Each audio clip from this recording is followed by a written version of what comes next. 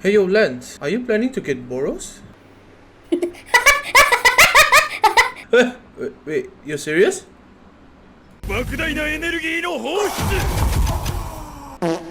Oh man. What is up, everybody? It's your boy Lance back at again with a new One Punch Man, the strongest video. I hope you enjoyed the intro as much as I enjoyed making it.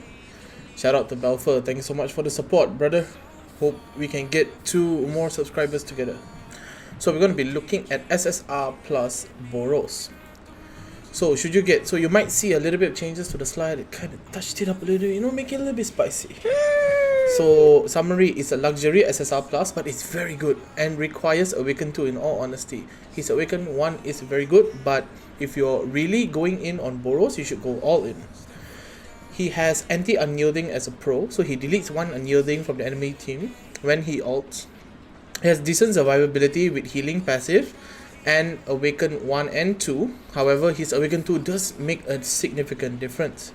So he is an unmatched column deleter in the early SSR Plus era. It kind of gets weakened a bit once Guryu core comes because of how the unyielding shield works. It's also a strong counter to Watchdog or Undying comp. So if you have units which has multiple unyieldings, Boros is actually a really good counter to them. So the cons, he's countered by CK Metabat. If you try to one-shot a CK, you one-shot the CK reflects to you, good luck, have fun. Metabat also doesn't really die. He keeps reviving like a annoying little thing that you just want to crush. And he's also not as useful with Guryu Core. So he is not bad, however due to limited slots in the competitive meta, you have 2 extra slots because assuming that you're running King as your designated second Esper, you have 2 competitive slots which you either need to put Metal Bat Atomic, Metal Bat Bang. So would you choose them over Boros, or would you pick Boros over them? That's up to you. And like all SSR Plus, he requires his keepsake, so that means you have to add another SSR Plus on top of that, another keepsake to your list, which is already getting longer and longer and more painful.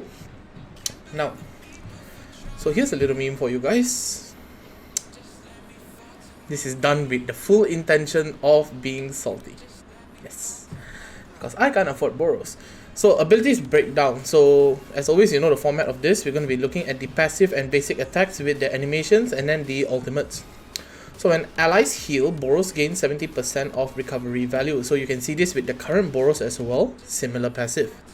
So limit break 5, his recovery goes up to 80%, and P5 it goes up to 85%. It triggers up to 7 times per round. Not broken at all. And if I'm not mistaken, at P5 it triggers 8 times. Don't quote me on that. I'll double check and let you know in the comments. So while we're in the comments, don't forget to like, share, and subscribe, as well as comment. I really appreciate all your support, everybody. So basic attack, he hits enemies dealing 140% of his attack. My bad, enemy 1 single target. Next, we're gonna be looking at. So let's have a look at his abilities, shall we?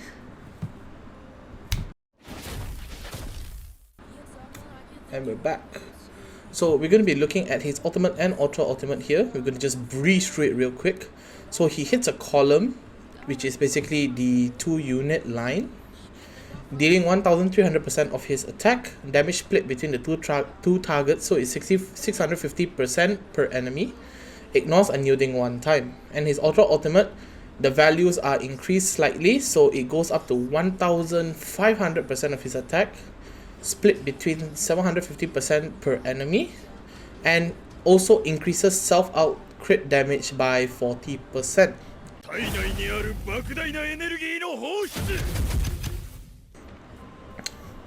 So some of you guys might have seen Boros Awaken passive. He summons a minion, which is a Dark Matter Thief. The minion's HP is 1800% of Boros attack, and it shares 80% of the damage taken by allies in the same row as Boros. Upon the minion's death, he deals extra damage 30% of max HP to 3 random enemies. And for Awaken 2, you add another minion, so basically doubles up your tankiness of your team, which is absolutely mind-blowing because your team already can't die with a regular Boros there. Why not have an Awaken 2 and just, you know, not freaking die forever? Sounds balanced to me. So for gearings, I'll actually post all this in the Discord server. You can see under the SSR Plus info. So I will just glaze through it in the video, and it will be the same for future videos, so do bear with it. I want to reduce my video time because I feel like it's too long for everybody. So post KS crit build and the best synergy build. So for post KS crit, you're going attack crit and then triple attack percentage. For best synergy, you're going full attack percentage because it synergizes well with his entire kit. So some additional notes for you: attack percentage can be swapped for crit damage in the post KS crit build, or if you're running CE, that's also a very viable strat because CE does increase your crit values for a row. Speed sequence will be 3. Of course, you want CE to go second. Recommended sets are primal and martial arts. Always prioritize stats over sets, don't forget guys. For buff gears, you have monster, dragon and esper. Your recommended attack bonus times 3, attack times 3 and attack times 3 respectively. Additional good stats are attack times 2, damage rate times 2 and crit times 2. So theoretically, if I were to get Boros, this would be my stats. Focus on the stats in the red round bracket rather than the square brackets because those are considered luxury or good addition stats. Augments, you can use crit or tenacity. Both are quite good. For the talents, so you might see something a little bit more jarring because it just started with a CE video, but this is what SSR Plus talents look like. So this isn't exactly Boros talents, it's actually from CE because I couldn't find the time to get into an account with Boros, but you can expect something to look similar like this. So just follow the formatting. It's already going to be the same for a majority of the DPS SSR Plus. So always complete your necessary stats in Talent 2, and then Talent 3, finish the priority. The additional stats are good to have, but they are considered quite expensive. So recommended SAC, the best synergy build, which is the full attack, will have 335 SACs. And for the post KS crit build, we'll have 447 SACs. I'll post all these infographics in my server. Do follow my server, and of course I stream at Twitch every day, twitch.tv/lancecrawl. Anytime you want to hit up, strike up a conversation, talk about One Punch Man while I'm dying in Valorant, please, you're more than welcome to join up. Don't forget to like, share and subscribe. I really do appreciate you guys. We're on the road to 5k. We've already hit 2.1. January ain't even over yet, guys. Come on, we can do it. Absolutely we can. Till we meet again, everybody, I hope you enjoyed this new format of Deliverance. Peace. Stay home, stay safe.